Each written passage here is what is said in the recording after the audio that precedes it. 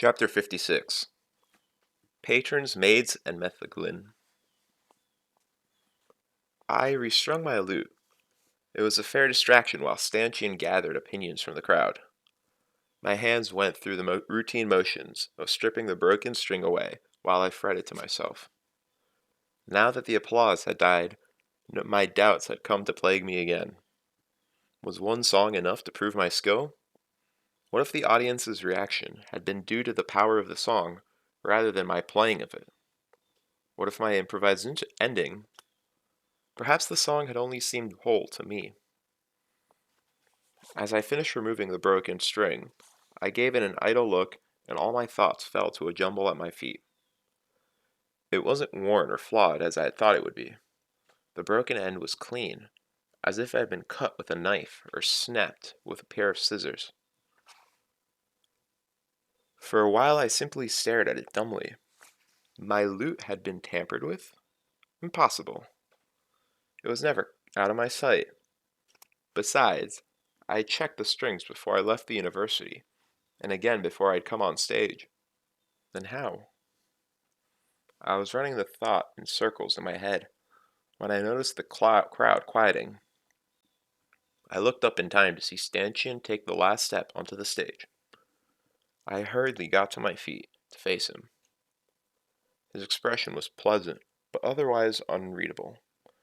My stomach tied a knot as he walked toward me. Then it fell as he held out his hand the same way he had held it out for the other two musicians who had been found wanting. I forced my best smile onto my face and reached to take his hand. I was my father's son and a trooper. I would take my refusal with the high dignity of the Ademiru. The earth would crack and swallow this glittering self-important place before I knew would show a trace of despair.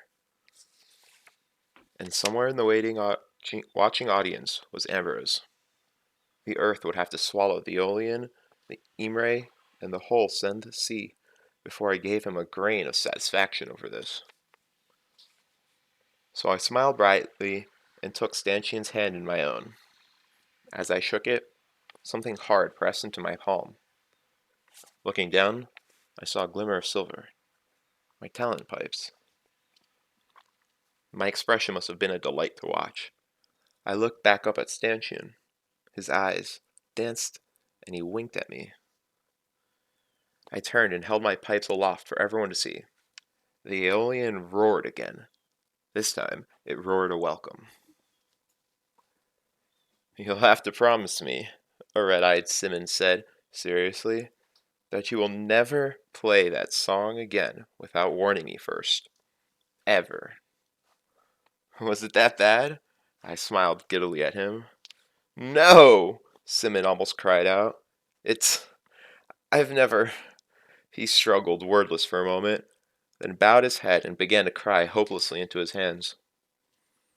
Willem put a protective arm around Simmons, who leaned unashamedly against his shoulder. "Our Simmons has a tender heart," he said gently. "I imagine he meant to say that he liked it very much." I noticed that Willem's eyes were red around the edges, too. I lay a hand on Simmons' back. "It hit me hard the first time I heard it, too," I told him honestly. "My parents performed it during the midwinter pageantry when I was 9, and I was a wreck for 2 hours afterward. They had to cut my part from the swineherd and the nightingale, because I wasn't in any shape to act." Simmons nodded and made a gesture that seemed to imply that he was fine, but that he didn't expect to be able to talk anytime soon, and that I should just carry along with whatever it was I was doing. I looked back at Willem. "I forgot that it hit some people that way," I said lamely. "I recommend scuttin'," Willem said bluntly. "Cut tail, if you insist on the vulgar. But I seem to remember you saying that you would float us home tonight if you got your talent pipes. Which may be unfortunate, as I happen to be wearing my lead drinking shoes." I heard Stanchion chuckle behind me. "This must be the two non-castrati ferns, eh?" Simmons was surprised enough at being called a non-castrati to collect himself, rubbing his nose on his sleeve. Willem, Simon, this is Stanchion. Simon nodded. Willem gave a slight, stiff bow. Stanchion, could you help us to the bar? I promised to buy them a drink. Sss, Willem said. Drinks. Sorry, drinks. I stressed the plural. I wouldn't be here if it wasn't for them. Ah, Stanchion said with a grin. Patrons, I understand completely. The Victory tanker turned out to be the same as the Consolation one. It was ready for me when Stanchion finally managed to get us through the throng of people to our new seats at the bar. He even insisted on buying scuddin for Simon and Willem, saying that patrons have some claim to the spoils of Victory as well. I thanked him earnestly from the bottom of my rapidly thinning purse. While we were waiting for their drinks to come, I tried to peer curiously into my tankard, and found that doing so while it was sitting on the table would require me to stand on my stool. Methglin, Stanchion informed me. Try it, and you can thank me later. Where I'm from, they say a man will come back from the dead to get a drink of it. I tipped an imaginary hat to him. At your service. Yours and your family's, he replied politely. I took a drink from the tall tankard to give myself a chance to collect my wits, and something wonderful happened in my mouth. Cool spring honey, clove, cardamom, cinnamon, pressed grape, burnt apple, sweet pear, and clear well water. That is all I have to say of Methglin. If you haven't tried it, then I'm sorry, I cannot describe it properly. If you have, you don't need me to remind you what it is like. I was relieved to see the Cuttail had come in moderately sized glasses with one from Stanchion too. If my friends had received tankards of the black wine, I would have needed a wheelbarrow to get them back to the other side of the river. To Savian, Willem toasted. Hear, hear, Stanchion said, lifting his own glass. Savian, Simon managed, his voice sounding like a stifled sob. And Adulation, I said, and maneuvered my great tankard to touch glasses with them. Stanchion drank off his scud with a nonchalance that made my eyes water. So, he said, before I leave you to the adulation of your peers, I have to ask, where did you learn to do that? Play missing a string, I mean. I thought for a moment. Do you want the short version or the long of it? I'll take the short for now. I smiled. Well, in that case, it's just something I picked up. I made a casual gesture as if tossing something away. A remnant of my misspent youth. Stanchion gave me a long look, his expression amused. I suppose I deserve that. I'll take the long version next time. He took a deep breath and looked around the room. His golden earrings swung and caught the light. I'm off to mix the crowd. I'll keep them from coming at you all at once. I grinned relief. Thank you, sir. He shook his head and made a peremptory motion to someone behind the bar, who quickly fetched him his tankard. Earlier tonight, sir, was proper and good, but now it's Stanchion. He glanced back in my direction, and I smiled and nodded. And what should I call you? Quoth, I said. Just quoth. Just quoth, Willem toasted behind me. And Adulation, Simon added, and began to cry softly into the crook of his arm. Count Threp was one of the first to come to me. He looked shorter up close and older, but he was bright-eyed and laughing as he talked about my song. Then it broke, he said, gesturing wildly, and all I could think was, not now, not before the ending. But I saw the blood on your hand, and my stomach knotted up.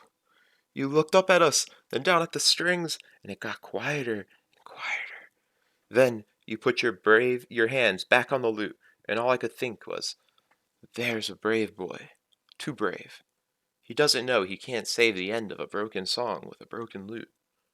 But you did! He laughed as if I'd played a joke on the world and danced a quick step. Simon, who had stopped crying and was on his way to becoming well buttered, laughed along with the count. Willem didn't seem to know what to make of the man, and watched him with serious eyes. You must play at my house some day, Threps said, then quickly held up a hand. We won't talk of that now, and I won't take up any more of your evening. He smiled. But before I go, I need to ask you one question. How many years did Savian spend with the Emir? I didn't have to think about it. 6. 3 years proving himself, 3 years training. Does 6 strike you as a good number? I didn't know what he was getting at. 6 isn't exactly lucky, I hedged. If I were looking for a good number, I'd have to go up to 7, I shrugged, or down to 3. Tharp considered this, tapping his chin. You're right. But 6 years with the Emir means he came back to Alawain on the 7th year. He dug into a pocket and brought out a handful of coins of at least 3 different currencies. He sorted 7 talons out of the mess, pushed them into my surprised hand. My lord, I stammered, I cannot take your money. It wasn't the money itself that surprised me, but the amount. Threp looked confused. Why ever not? I gaped a little, and for a rare moment, I was at a loss for words. Threp chuckled and closed my hands around the coins. It's not a reward for playing. Well, it is that, but it's more an incentive for you to keep practicing, keep getting better. It's for the sake of the music. He shrugged. You see, a laurel needs rain to grow. I can't do much about that, but I can keep that rain off a few musicians' heads, can't I? A sly smile wound its way onto his face. So God will tend the laurels and keep them wet, and I will tend the pliers and keep them dry. And wiser minds than mine will decide when to bring the two together. I was silent for a moment. I think you might be wiser than you give yourself credit for. Well, he said, trying not to look too pleased. It doesn't, well, let it get around, or people will start expecting great things from me. He turned and was quickly swallowed by the crowd.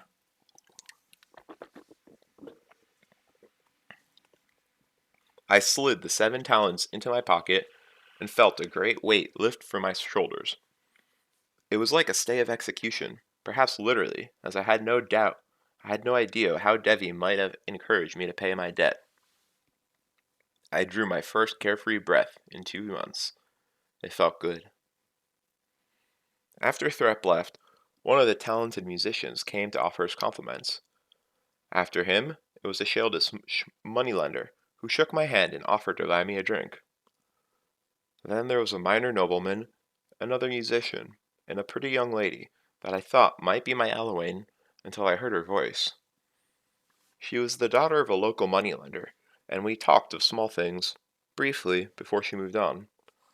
I remembered my manners almost too late, and kissed her hand before she left. They all blurred together after a while. One by one they came to give me their regards, compliments, handshakes, advice, envy, and admiration. Though Stanchion was true to his word, and managed to keep them all from coming at me in a mass, it wasn't long before I began having trouble telling one from another. The methglin wasn't helping matters either. I'm not sure how long it was before I thought to look for Ambrose. After scanning the room, I nudged Simon with an elbow until he gave up from the game he and Willem were playing with shims. Where's our best friend? I asked. Simon gave me a blank look, and I realized that he was too far into his cups to catch the sarcasm. Ambrose, I clarified. Where's Ambrose? Scoffed off, Willem announced with an edge of bellicosity. As soon as you finished playing, before you'd even got your pipes. He knew, Simmons sang-song delightedly. He knew you would get them and couldn't bear to watch. Looked bad before when he left, Willem said with a quiet malice. Pale and shaking, like he'd found out someone had been lacing his drinks all night. Maybe someone was, Simmons said with uncharacteristic viciousness. I would. Shaking? I asked. Willem nodded, trembling, like someone gut punched him. Linton was giving him an arm to lean on when he left. The symptoms sounded familiar, like binder's chills. A suspicion began to form. I pictured Ambrose listening to me glide through the most beautiful song he'd ever heard, and realized I'm about to win my pipes. He wouldn't do anything obvious, but perhaps he could find a loose thread or a long splinter from the table. Either one would provide only the most tenuous sympathetic link to my lute string, 1% at best, perhaps only a tenth of that. I imagined Ambrose drawing on his own body heat, concentrating as the chill slowly worked into his arms and legs. I pictured him, trembling, his breath growing labored, until finally the string breaks, and I finish the song in spite of him. I grinned at the thought. Pure speculation, of course, but something had certainly broken my lute string, and I didn't doubt for a second that Ambrose would try something of the sort. I focused back in on Simon.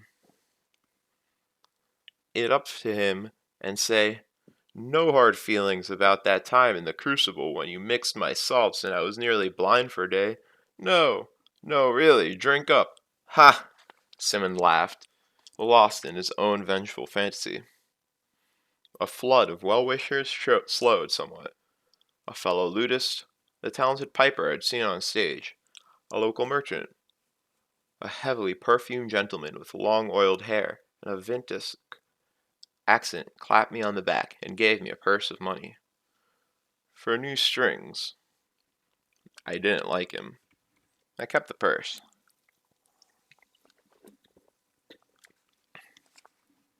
Why does everyone keep going on about that? Willem asked me. About what? Half the people that come over to shake your hand bubble over how beautiful the song was. The other half hardly mention the song at all, and all they talk about is how you played with the broken string. It's like they didn't hardly hear the song at all. The first half don't know anything about music, Simmons said. Only people who take their music seriously can really appreciate what our little Elier here did tonight. Willem grunted thoughtfully. It's hard, then, what you did? I have never seen anyone play Squirrel in the Thatch without a full set of strings, Simon told him. Well, he said, you made it look easy. Since you have come to your sense in pushing aside that illish fruit drink, will you let me buy a round of fine dark scuddin, drink of the kings of Sheldon? I knew a compliment when I hear it, but I was reluctant to accept, as I was beginning to feel clear-headed again. Luckily, I was saved from having to make an excuse by Maria coming to pay her respects. She was the lovely golden-haired harper who had tried for her talent and failed. I thought for a moment that she might be the voice of my Halloween, but after a moment's listening to her, I realized it couldn't be. She was pretty, though, even prettier than she had seemed on stage, as is not always the case. Talking, I found she was the daughter of one of Imre's councilmen. Against the tumble of her deep golden hair, the soft blue of her gown was a reflection of the deep blue eyes. Lovely as she was, I couldn't give her the concentration she deserved. I itched to be away from the bar to find the voice that had sung Halloween for me. We talked for a while, smiled, and parted with kind words, and promises to speak again. She disappeared back into the crowd, a wonderful collection of gently moving curves. What was that shameful display? Willem demanded after she had gone. What? I asked. What? He mocked my tone. Can you even pretend to be that thick? If a girl as fair as that looked at me with one eye, the way she looked at you with two, we'd have a room by now to say it carefully. She was friendly, I protested, and we were talking. She asked me if I would show her some harp fingerings. It's been a long time since I played harp. It'll be a lot longer if you keep missing passes like that, Willem said frankly. She was doing everything but taking down another button for you. Sim leaned over and lay his hand on my shoulder, the very picture of the concerned friend. Quoth, I've been meaning to talk to you about this very problem. If you honestly couldn't tell that she was interested in you, you might want to admit the possibility that you are impossibly thick when it comes to a woman. You may want to consider the priesthood. The both of you are drunk, I said to cover my flush. Did you happen to notice from our conversation that she is a councilman's daughter? Did you notice, Will replied in the same tone, how she looked at you? I knew I was woefully inexperienced with women, but I didn't have to admit it to it. So I waved his comment away and got down off my stool. Somehow, I doubt that a quick romp behind the bar was what she had in mind. I took a drink of water and straightened my cloak. Now, I must go find my Adulation and offer her my earnest thanks. How do I look? What does it matter? Willem asked. Simon touched Willem's elbow. Didn't you see? He's after more dangerous game than some low-bodiced councilman's daughter. I turned from them with a disgusted gesture and headed off into the crowded room. I didn't really have any idea how I would find her.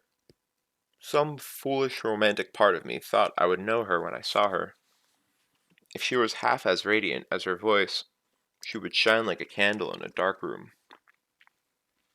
But as I thought these thoughts, the wiser part of me was whispering in my other ear. Do not hope, it said. Do not dare hold hope that any woman could burn as brightly as the voice that sang the part of Adulation. And while this voice was not comforting, I knew it to be wise. I'd learned to listen to it on the streets of Tarbine.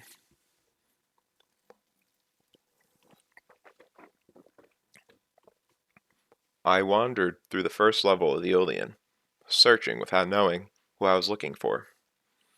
Occasionally people would smile or wave. After 5 minutes, I'd seen all the faces there were to see, and moved to the second level. This was actually a converted balcony, but instead of tiers of seats, there was missing ranks of tables that looked onto the lower level. As I wended my way through the tables looking for my Adulation, my wiser half kept murmuring in my ear, Do not hope. All you will earn is disappointment. She will not be as beautiful as you imagine, and then you will despair. As I finished searching the second level, a new fear began to rise in me. She might have left while I was sitting at the bar, drinking a methglin in praise. I should have gone to her straight away, fallen to one knee, and thanked her with my whole heart. What if she had gone? What if no one knew who she was, or where she had gone? A nervousness settled into the pit of my stomach as I took the stairs to the highest level of the Adulation. Now look what your hope has gotten you, the voice said. She is gone, and all you have is a bright, foolish imagining to torment yourself with.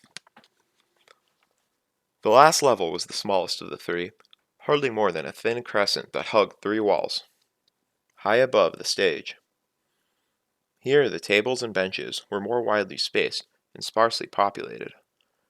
I noticed that the inhabitants of this level were mostly couples, and I felt something of a voyeur as I passed from table to table. Trying to appear casual, I looked at the faces of those who sat talking and drinking. I grew more nervous the closer I came to the last table. It was impossible for me to do so casually, as it was in a corner. The couple sitting there, one light-haired and one dark, had their backs to me. As I approached, the light-haired one laughed, and I caught a glimpse of a proud, thin-featured face. A man. I turned my attention to the woman with the long, dark hair. My last hope. I knew she would be my Allowane. Coming around the corner of the table, I saw her face. Or rather, his face. They were both men. My Allowane had left. I had lost her, and with that knowledge, I felt as if my heart had been tipped from its resting place in my chest to topple and fall somewhere deep inside me, near my feet.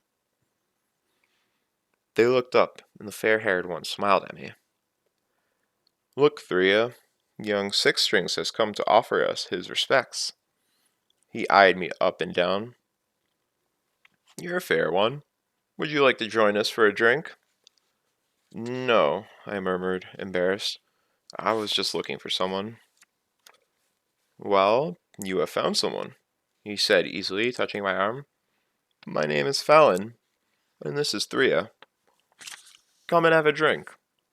I promise to keep Thria from trying to take you home. He has a terrible weakness for musicians." He smiled charmingly at me. I murmured an excuse and took my leave, too distraught to worry whether or not I had made an ass of myself. As I made my desolate way back to the stairs, my wise self took the opportunity to berate me. "This is what comes of hope," it said. "No good. Still, you are better having missed her. She could never have been equal to her voice. That voice, fair and terrible as burning silver, like moonlight on river stones, like a feather against your lips." I headed to the stairs, eyes on the floor, lest anyone try to catch me in a conversation. Then I heard a voice like burning silver, like a kiss against my ear. Looking up, my heart lifted, and I knew it was my Allowane. Looking up, I saw her, and all I could think was, beautiful, beautiful.